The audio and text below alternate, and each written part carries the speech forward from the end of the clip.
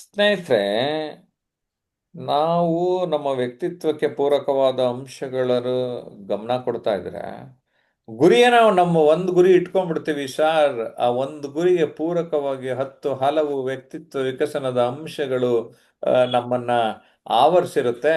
ಅದನ್ನ ಸರಿಯಾಗಿ ನಾವು ಗುರುತಿಸ್ಕೋಬೇಕು, ಆ, ಬೆಳೆಸ್ಕೋಬೇಕು ಅನ್ನೋವಂಥದ್ದನ್ನ ಮಾರ್ಗದರ್ಶನ ನೀಡಿದ ಮೇಲೆ ಮಂಜುಳಾ ಅವ್ರಿಗೆ ಹೇಗೆ ಅನ್ನಿಸ್ತಾ ಇದೆ? ಮಂಜುಳಾ ಆ, ಅವ್ರು ಮಾತಾಡೋದಲ್ದಲ್ಲೇ ನಮ್ಮ ಇನ್ನೊಂದಿಬ್ರು ಮೂವರು ಆ ಪಾರ್ಟಿಸಿಪೆಂಟ್ಸ್ನು ಕೂಡ ಮಾತಾಡಿಸ್ತಾರೆ. ಓಟು ಮಂಜುಳಾ. ಆ, ನಮಸ್ತೆ ಸರ್. ಆ ಮನುಷ್ಯನಿಗೆ ಗುರಿ ಅಂತ ಇರಬೇಕು. ಆ ಗುರಿ ನಾವು ತಲುಪೋಕೆ ಮೊದಲು ಆ ಎಲ್ಲಾ ಪ್ರಯತ್ನಗಳು ಒಂದೊಂದು ಹಂತದಲ್ಲಿ ನಮ್ಮನ್ನ ಮೇಲ್ ತಗೊಂಡು ಹೋಗ್ತವೆ. ಆಮೇಲೆ ಆ ಗುರಿ ನಾವು ತಲುಪಿದಾಗ ನಮಗೆ ಏನೇನ್ ಸಿಗತ್ತೆ ಅಂದ್ರೆ ಅದ್ ನಮ್ಗೊಂದು ಆಧಾರ ಕೊಡುತ್ತೆ. ನಮ್ಮ ಗುರಿ ನಾವು ತಲುಪಿದಾಗ ನಮಗೊಂದು ನಮ್ಮ ಬದುಕಿಗೆ ಒಂದು ಆಧಾರ ಸಿಗುತ್ತೆ. ಆ ಮೂಲಕ ನಮಗೆ ಸಂತೋಷನೂ ಸಿಗುತ್ತೆ. ಅದಾದ್ಮೇಲೆ ಆತ್ಮವಿಶ್ವಾಸ ಸಿಗುತ್ತೆ. ಜೊತೆಗೆ ಆರ್ಥಿಕ ಸ್ಟೆಬಿಲಿಟಿ ಕೂಡ ಸಿಗುತ್ತೆ. ಇದನ್ನೆಲ್ಲ ನಾವು ಈ ದಿನದ ಕ್ಲಾಸ್ ಅಲ್ಲಿ ತಿಳ್ಕೊಂಡ್ವಿ. ಈ ವಿಷಯ ಕುರಿತು ಶೈಲಜಾ ಮೇಡಮ್ ಅವ್ರಿಗೆ ಏನ್ ಅನಿಸ್ತು ಅಂತ ಮೇಡಮ್ ದಯವಿಟ್ಟು ಹೇಳಿ. ನಮಸ್ತೆ ಮ್ಯಾಮ್. ಇವತ್ತು ವ್ಯಕ್ತಿತ್ವದಲ್ಲಿ ಗುರಿಯ ಒಂದು ಪಾತ್ರ ಏನು ಅನ್ನೋದ್ರ ಬಗ್ಗೆ ತುಂಬಾ ಚೆನ್ನಾಗಿ ಅರ್ಥ ಆಯ್ತು ಮೇಡಮ್. ಅಂದ್ರೆ ಗುರಿ ಇದ್ದಾಗ್ಲೇ ನಮ್ಗೆ ಏನಾಗುತ್ತೆ, ಬದುಕಿನಲ್ಲಿ ಒಂದು ಆಧಾರ, ಅಂದ್ರೆ ನಾವು ಒಂದು ಅರ್ಥಪೂರ್ಣ ಬದುಕಿಗೆ ಒಂದು ಆಧಾರ ಸಿಗುತ್ತೆ. ಹಾಗೇನೆ ಒಂದು ಸಂತೋಷಕ್ಕದು ಕಾರಣ ಆಗುತ್ತೆ ನಾವು ಅದ್ರ ದಡೆಗೆ ಪ್ರಯತ್ನ ಮಾಡಿದಾಗ. ಹಾಗೆ ಇದು ಒಂದು ಗುರಿಯನ್ನ ನಾವು ಮುಟ್ಟೋದ್ರಿಂದ ಆತ್ಮವಿಶ್ವಾಸ ಅಂತಕ್ಕಂಥದ್ದು ಹೆಚ್ಚಾಗುತ್ತೆ ಅನ್ನೋದು ಈ ಸಂದರ್ಭದಲ್ಲಿ ಚೆನ್ನಾಗಿ ಅರ್ಥ ಆಯ್ತು ಮೇಡಮ್. ಗುರಿಗೆ ವ್ಯಕ್ತಿತ್ವಕ್ಕೆ ನೇರ ಸಂಬಂಧ ಇದೆ ಅಂತ. ಹಾಗೆ ಈ ವಾರನ್ ಬಫೆಟ್ ಅವರು ಹೇಳಿರುವಂತಹ 25ರಲ್ಲಿ 5ಅನ್ನ ನಾವು ಆಯ್ಕೆ ಮಾಡ್ಕೋಬೇಕು ಅನ್ನೋದು ಸೂತ್ರ ಕೂಡ ತುಂಬಾ ಚೆನ್ನಾಗಿತ್ತು ಮೇಡಮ್. ಹಾಗೇನೆ 20 ಮತ್ತು 80 ಒಂದು ಸೂತ್ರ ಕೂಡ ಸರ್ ಹೇಳಿದ್ರು. ಅದು ಕೂಡ ಬದುಕಿಗೆ ಅಳವಡಿಸ್ಕೊಳ್ಳುವಂತಹ ಅತ್ಯುತ್ತಮ ಉಪಯುಕ್ತ ಸೂತ್ರ ಆಗಿತ್ತು. ಹಾಗೆ ಮತ್ತೊಂದು ನಾವು 5ರಲ್ಲಿ ಮತ್ತೆ ಇನ್ನೂ ಯಾವುದು ನಮ್ಮ ಬದುಕಿಗೆ ಅತಿ ಮುಖ್ಯವಾಗಿರ್ತಕ್ಕಂಥ ಗುರಿ ಅನ್ನೋದನ್ನ ನಾವು ಆಯ್ಕೆ ಮಾಡ್ಕೋಬೇಕು. ದಿ ಪವರ್ ಆಫ್ ಒನ್ ಅನ್ನೋದನ್ನು ಕೂಡ ಸರ್ ಹೇಳಿದ್ರು. ಹೌದು, ನಾವು ಒಂದೇ ಗುರಿಯನ್ನ ನಮ್ಮ ಬದುಕಿನ ಮುಖ್ಯ ಗುರಿಯನ್ನ ನಾವು ಕಂಡುಕೊಳ್ಬೇಕು ಅನ್ನೋದು ಅರ್ಥ ಆಯ್ತು ನಮ್ಗೆ. ಹಾಗೇನೆ ನಮ್ಗೆ ಇನ್ನೊಂದೇನಂದ್ರೆ ನಾವು ಬಹಳಷ್ಟು ಕೆಲಸಗಳನ್ನ ಮಾಡ್ತಾ ಹೋಗ್ತೀವಿ. ಅದ್ರ ಬದಲು ಒಂದೇ ಒಂದು ಗುರಿಯನ್ನ ಬೆನ್ನತ್ತೋದ್ರಿಂದ ಅಲ್ಲಿ ಫಲಿತಾಂಶ ಅಂತಕ್ಕಂಥದ್ದು ಬೇಗ ಗೋಚರ ಆಗುತ್ತೆ. ಅಲ್ಲಿ ಸಾಧನೆ, ವಿಶಿಷ್ಟ ಸಾಧನೆ ಅಂತಕ್ಕಂಥದ್ದು ಆಗಕ್ಕೆ ಸಾಧ್ಯ ಆಗುತ್ತೆ ಅಂತ ತಿಳಿತು ಮೇಡಮ್. ಹಾಗೇನೆ ನಮ್ಗೆ ಈ ಲರ್ನ್ ಟು ಸೇ ನೋ ಅಂತ, ನಮ್ಗೆ ಯಾವುದು ಇಲ್ಲ ಆಗಲ್ಲ ಅನ್ನೋದನ್ನ ನೇರವಾಗಿ ಇಲ್ಲ ಅನ್ನೋದನ್ನ ಕಲಿಬೇಕು ಅನ್ನೋದು ಕೂಡ ಗೊತ್ತಾಯ್ತು ಮೇಡಮ್. ಅದನ್ನು ನಮ್ಮ ಒಂದು ಗುರಿಯೆಡೆಗೆ ನಾವು ಇನ್ನೂ ವೇಗವಾಗಿ ಸಾಗೋದಕ್ಕೆ ಸಹಾಯ ಆಗುತ್ತೆ. ಅನಗತ್ಯ ಡಿಸ್ಟ್ರಾಕ್ಷನ್ ಕಮ್ಮಿ ಮಾಡುತ್ತೆ. ಮತ್ತೆ ಫೋಕಸ್ ಅನ್ನೋದು ಒಂದು ಸೂತ್ರ ಹೇಳಿದ್ರೆ ಮೇಡಮ್, ಅದು ಕೂಡ ಉಪಯುಕ್ತವಾಗಿತ್ತು. ಒಟ್ಟಾರೆ ನಮ್ಗೆ ಇವತ್ತಿಂದ ಈ ಒಂದು ಚರ್ಚೆ ಕ್ಲಾಸು ನಮ್ಮ ಬದುಕಿನಲ್ಲಿ ವ್ಯಕ್ತಿತ್ವ ರೂಪಿಸುವಲ್ಲಿ ಗುರಿಯ ಪಾತ್ರ ತುಂಬಾ ದೊಡ್ಡದು ಅಂತ ಗೊತ್ತಾಯ್ತು ಮೇಡಮ್. ಧನ್ಯವಾದಗಳು. ಓಕೆ ಮೇಡಮ್, ಚೆನ್ನಾಗಿ ಹೇಳಿದ್ರಿ. ನಮ್ಗೆ ತುಂಬಾ ಗುರಿಗಳು, ಯೋಜನೆಗಳು ಇದ್ರೂ ಕೂಡ ಅದ್ರಲ್ಲಿ ನಾವು ಆಯ್ಕೆ ಮಾಡ್ಕೋಬೇಕಾಗತ್ತೆ. ಆಯ್ಕೆ ಮಾಡ್ಕೊಂಡು ಅದ್ರಲ್ಲೂ ತುಂಬಾ ಲಿಮಿಟ್ ಆಗಿ ಒಂದು ಗುರಿನ ನಾವು ಕಂಡ್ಕೊಂಡಾಗ ಅದ್ರಲ್ಲಿ ಯಶಸ್ಸು ಕಾಣ್ಲಿಕ್ಕೆ ಸಾಧ್ಯ ಅಂತ ನೀವು ಹೇಳಿದ್ರಿ. ಚೆನ್ನಾಗಿ ಹೇಳಿದ್ರಿ madam, thank you. Madam, Netravati madam ಅವ್ರೆ, ಈಗ ನೀವು ಇದ್ರ ಬಗ್ಗೆ ಏನ್ ಹೇಳ್ತೀರಾ? ಅಂದ್ರೆ ಇವಾಗ ಸರ್ ಏನ್ ಹೇಳಿದ್ರು, ಗುರಿಗೂ ಮತ್ತು ವ್ಯಕ್ತಿತ್ವಕ್ಕೂ ಸಂಬಂಧ ಹೆಂಗ ಕಲ್ಪನೆ ಆಗ್ತದ ಅನ್ನೋದು ಒಂದು ಸರ್ ಹೇಳ್ತಾ ಬಂದ್ರು. ಮತ್ತು ಗೋಲ್ಸ್ ಅನ್ನ ಒಂದು ಪ್ರಾಮುಖ್ಯತೆ ಯಾವ ತರ ನಾವು, ಯಾಕಂದ್ರೆ ನಾವು ಗೋಲ್ ಸೆಟ್ ಮಾಡ್ಕೋತೀವಿ, ಆದ್ರೆ ಪ್ರಾರಂಭ ಹೆಂಗ್ ಮಾಡ್ಬೇಕು ಅನ್ನೋದೇ ಗೊತ್ತಾಗ್ತಾ ಇಲ್ಲ. ಯಾಕಂದ್ರೆ ಪ್ರಾರಂಭ ಮಾಡುವಲ್ಲೇ ಮನುಷ್ಯ ಸಾಕಷ್ಟು ಸಮಯ ತಗೋತಿರ್ತಾನ, ಆದ್ರೆ ಒಂದು ಸ್ಟೆಪ್ ಇಟ್ಟು ಬಳಕ ಅವನು ಅದು ಸ್ಟೆಪ್ ಸರಾಗವಾಗಿನೇ ಹೋಗುತ್ತಿರ್ತದ. ಅಲ್ಲಿ ಸಾಕಷ್ಟು ನಮ್ಗ ಸಾಯಿ ಹಾಕೊಂಡು ಮುಂದ ಆ ವ್ಯಕ್ತಿ ಹೋಗ್ತಿರ್ತಾನ ಗುರಿ ಅಂತ ಹೇಳ್ತಾರ. ಮತ್ತ ಯಾವುದೇ ವ್ಯಕ್ತಿ ವ್ಯವಸ್ಥೆಯ ಪಣ ತೊಟ್ಟು ಮಾಡಿರುವ ಯೋಜನೆಯು ಫಲಿತಾಂಶ ಅಂತ ಹೇಳಿದ್ರು. ಮತ್ತ ಈಗ ವಾರೆನ್ ಬಫೆಟ್ ಅವರು 5x25 ಅಂತ ಒಂದು ಫಾರ್ಮುಲಾ ಹೇಳಿದ್ರು. ಈಗ ನಾವು 25 ಫಾರ್ಮುಲಾ ಒಂದು ಜೀವನದ ಅವಶ್ಯವಾಗಿದ್ದುದು ಬರ್ಕೊಂಡೇವಂದ್ರ 5 ಪಾಲನೆ ಅಂದ್ರೆ ನಾವು ಯಾವ್ದು ಅವಶ್ಯವಾದ ಕ್ರಮಬದ್ಧವಾಗಿ 5 ಪಾಲನೆ ಮಾಡಿದ್ರು ಆ ವ್ಯಕ್ತಿ ಯಶಸ್ವಿ ಜೀವನ ಹತ್ರ ಸಾಗುತ್ತಾನ ಅಂತ ಹೇಳಿದ್ರು.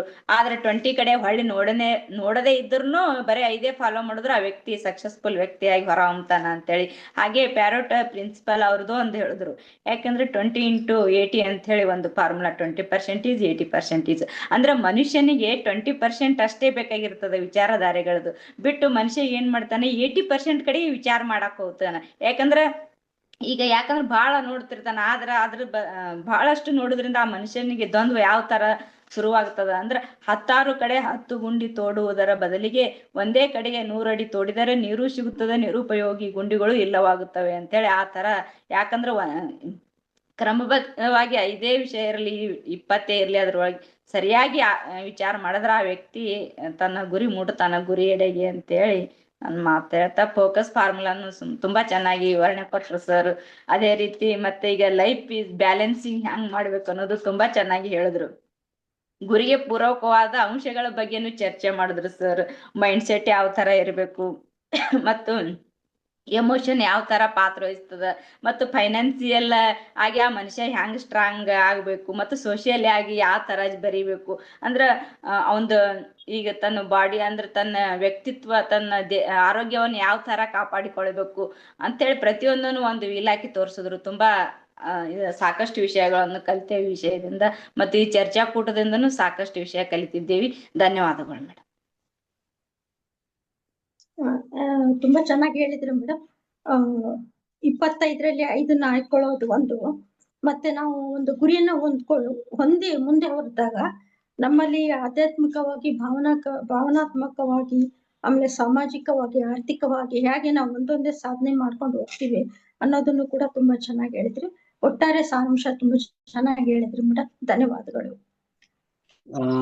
ನಮಸ್ತೆ. ಅದೇ ಇವತ್ತು ಗುರಿ ಬಗ್ಗೆ ಎಲ್ಲ ಮಾತಾಡಿದ್ರಿ. ಅಂದ್ರೆ ಇವತ್ತು ಜೆ.ಪಿ. ಸರ್ ಹೇಳಿದ ಎಲ್ಲ ವಿಷಯ ಕೂಡ ಬಹಳ ಒಂದು ಅದ್ಭುತ ಆಗಿತ್ತು. ಅಂದ್ರೆ ಗುರಿಗಳು ನಮ್ಮ ಜೀವನಕ್ಕೊಂದು ಆಧಾರ ಸ್ತಂಭ ಆಗ್ತದೆ. ಗುರಿಗಳನ್ನ ಸಾಧನೆ ಮಾಡೋದ್ರ ಮೂಲಕ ಸಂತೋಷ ಸಿಗ್ತದೆ, ಮತ್ತು ಸಾಧನೆ ಮಾಡ್ತಾ ಇರುವ ಕೂಡ ಸಂತೋಷ ಸಿಗ್ತದೆ. ಅದೇ ತರ ನಮ್ಮ ಜೀವನದಲ್ಲಿ ಆತ್ಮವಿಶ್ವಾಸ ಮೂಡ್ತದೆ ಅನ್ನುವಂಥದ್ದು. ಹಾಗೆ 10 ಕಡೆ ಗುಂಡಿ ತೋಡೋ ಬದಲು ಒಂದೇ ಕಡೆ ಗುಂಡಿ ತೋಡ್ಬೇಕು. ಆವಾಗ ಒಂದು ಗುರಿಯನ್ನ ವೇಗವಾಗಿ ರೀಚ್ ಆಗ್ಲಿಕ್ಕೆ ಸಾಧ್ಯ ಆಗ್ತದೆ. ಜೀವನದಲ್ಲಿ ಒಂದೇ ಗುರಿ ಇರ್ಬೇಕು ಅನ್ನುವಂಥದ್ದು ಕೂಡ ಚೆನ್ನಾಗಿ ಹೇಳಿದ್ರು. ಮತ್ತೊಂದು ಬಹಳ ಇಷ್ಟವಾದ ವಾಕ್ಯ ಅಂತ ಹೇಳಿದ್ರೆ, ಯಾವುದೇ ವ್ಯಕ್ತಿ ಅಥವಾ ವ್ಯವಸ್ಥೆಯು ಅಂದ್ರೆ ಗುರಿ ಅಂತಂದ್ರೆ ಯಾವುದೇ ವ್ಯಕ್ತಿ ಅಥವಾ ವ್ಯವಸ್ಥೆಯು ಪಣ ತೊಟ್ಟು ಮಾಡಿರುವ ಯೋಜನೆಯ ಫಲಿತಾಂಶ ಅಂತ. ಅಂದ್ರೆ ತುಂಬಾ ಒಂದು ಹಠಕ್ಕೆ ಬಿದ್ಕೊಂಡು ಒಂದು ವಿಷಯವನ್ನು ಸಾಧಿಸ್ಲಿಕ್ಕೆ ಹೊರಟಾಗ ಮಾತ್ರ ಒಂದು ಗುರಿ ಸಾಧನೆ ಮಾಡ್ಲಿಕ್ಕೆ ಸಾಧ್ಯ ಇರ್ತದೆ. ಅಂತಂದ್ರೆ ಒಬ್ಳು, ಅಂದ್ರೆ ಒಂದು ಉದಾಹರಣೆ ಅಂತ ಹೇಳಿದ್ರೆ, ಒಬ್ಳು ಹುಡುಗಿ ಇದ್ಲು.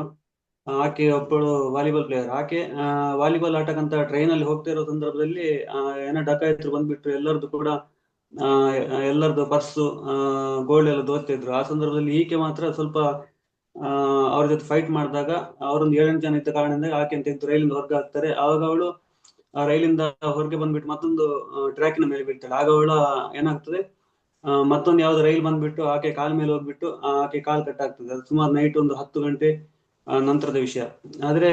ಆದ್ರೆ ಅವಳು ತಾನು ಸಾಯಬಾರ್ದಂತ ಹಠಕ್ಕೆ ಬಿದ್ಬಿಟ್ಟು ಹಾಗೆ ಇರ್ತಾಳೆ. ಕಾಲು ತುಂಡಾಗಿದ್ದು ಕೂಡ ಬೆಳಗಿನ ತನಕ ಜೀವದಲ್ಲಿ ಇರ್ತಾಳೆ. ಸೈಡ್ನವ್ರು ಬಂದ್ಬಿಟ್ಟು ಆಕೆಯನ್ನು ನೋಡಿ ತಕೊಂಡಾಗ ಆಸ್ಪತ್ರೆ ಸೇರಿಸ್ಬಿಟ್ಟು ಆಕೆಯನ್ನು ಬದುಕಿಸ್ತಾರೆ. ಆ ಸಂದರ್ಭದಲ್ಲಿ ಆಕೆ ಯೋಚನೆ ಮಾಡ್ತಾಳೆ, ಅಂತಂದ್ರೆ ನಾನು ಕಾಲು ಹೋಗಿದ್ರು ಕೂಡ ಕುಗುದಿಲ್ಲ, ನಾನು ಏನಾದ್ರು ಸಾಧನೆ ಮಾಡ್ಬೇಕಂತ ಹೇಳಿ ಎವರೆಸ್ಟ್ ಏರ್ಬೇಕಂತ ಯೋಚನೆ ಮಾಡ್ಕೊಂಡು ಸರಿಯಾದ್ಮೇಲೆ ಕೃತಕ ಕಾಲ ಹಾಕೊಂಡು ಎವರೆಸ್ಟ್ ಶಿಖರವನ್ನು ಕೂಡ ಏರ್ತಾಳೆ, ಕಾಲು ತುಂಡಾದ ಒಬ್ಬ ವ್ಯಕ್ತಿ. ಅಂತಂದ್ರೆ ಒಂದು ಕಾಲಿಲ್ಲದ ವ್ಯಕ್ತಿ ಎವರೆಸ್ಟ್ ಶಿಖರಕ್ಕೆ ಏರ್ತಾಳೆ ಅಂತ ಹೇಳಿದ್ರೆ ನಮ್ಗೆ ಕೂಡ ಸಾಧನೆ ಮಾಡ್ಲಿಕ್ಕೆ ಸಾಧ್ಯ ಉಂಟು. ಅದನ್ನಾಗಿ ನಾವು ಏನಾದ್ರು ಸಾಧನೆ ಮಾಡ್ಬೇಕಿದ್ರೆ ಒಂದೇ ಗುರಿ ಕಡೆ ಫೋಕಸ್ ಮಾಡಿಕೊಂಡು ನಾವು ಒಂದು ಸಾಧನೆ ಮಾಡ್ಲಿಕ್ಕೆ ಹೊರಟಾಗ ಪ್ರತಿಯೊಬ್ಬರು ಕೂಡ ಅಚೀವ್ ಆಗ್ಬೋದು ಅನ್ನುವುದು ಒಂದು ಸಾಧ್ಯ ಅನ್ನೋದು ಹೇಳಿಕ್ಕೆ ನಾನು ಇಷ್ಟಪಡ್ತೇನೆ. ಧನ್ಯವಾದಗಳು. Thank you sir. ತುಂಬಾ ಚೆನ್ನಾಗಿ ಹೇಳಿದ್ರಿ ನೀವು. ಅದೇ ಪರ್ವತಾರೋಹಿ ಆದಂತಹ ಹುಡುಗಿಯ ಕಥೆನ ನಾನು ಕೇಳಿದ್ದೀನಿ. ಅವಳ ಹೆಸರು ಮರ್ತೋಯ್ತು ನನಗೆ. ಅವಳು ಕೊನೆಗೆ ಅದೇ ಬ್ರಜೇಂದ್ರ ಪಾಲ್ ಅವ್ರನ್ನ ಮೀಟ್ ಮಾಡಿ ಅವಳು ಸಕ್ಸಸ್ ಆಗ್ತಾಳೆ. ಅದು ತುಂಬಾ ಇನ್ಸ್ಪೈರಿಂಗ್ ಸ್ಟೋರಿ, ನಾನು ಕೇಳಿದ್ದೀನಿ. ನೀವು ಗುರಿಯ ಬಗ್ಗೆ ಒಂದು ವಿಷಯನ ಹೇಳಿದ್ರಿ. ಯಾವಾಗ ನಮ್ಗೆ ನಾನು ಕಮಿಟ್ ಆಗಿರ್ಬೇಕು, ನಾ ಅದನ್ನ ದೃಢತೆಯಿಂದ ಒಂದನ್ನ ಒಪ್ಪಿಕೊಂಡಾಗ ನಾವು ಯಶಸ್ಸು ಸಾಧಿಸ್ಲಿಕ್ಕೆ ಸಾಧ್ಯ ಅನ್ನೋದನ್ನ ಹೇಳಿದ್ರಿ. ಒಟ್ಟಾರೆ ನಿಮ್ಮ ಹೇಳಿಕೆಯ ಸಾರಾಂಶ ಗುರಿಯೆಡೆಗೆ ನಾವು ಹೇಗೆ ಸಾಗ್ಬೇಕು ಅನ್ನೋದನ್ನ ಹೇಳೋ ಹಾಗಿತ್ತು. Thank you sir. ಇನ್ನ ಈ ಗುರಿ ಎಡೆಗೆ ನಾವು ಹೋಗ್ಬೇಕು ಅಂತಂದ್ರೆ follow one course until success, ಅಂದ್ರೆ ನಾವು ಯಶಸ್ಸು ಸಾಧಿಸೋವರೆಗೂ ಫಾಲೋ ಮಾಡ್ಬೇಕು ಅನ್ನೋದನ್ನ ಈ ಗುರಿಯೆಡೆ ಅನ್ನೋ ಟಾಪಿಕ್ ಅಲ್ಲಿ ನಾನು ಕಲ್ತ್ಕೊಂಡೆ. ಈ 3 ಜನ ಶಿಬಿರಾರ್ಥಿಗಳಿಗೆ ನನ್ನ ಧನ್ಯವಾದಗಳು. ನಮಸ್ಕಾರ ಸರ್.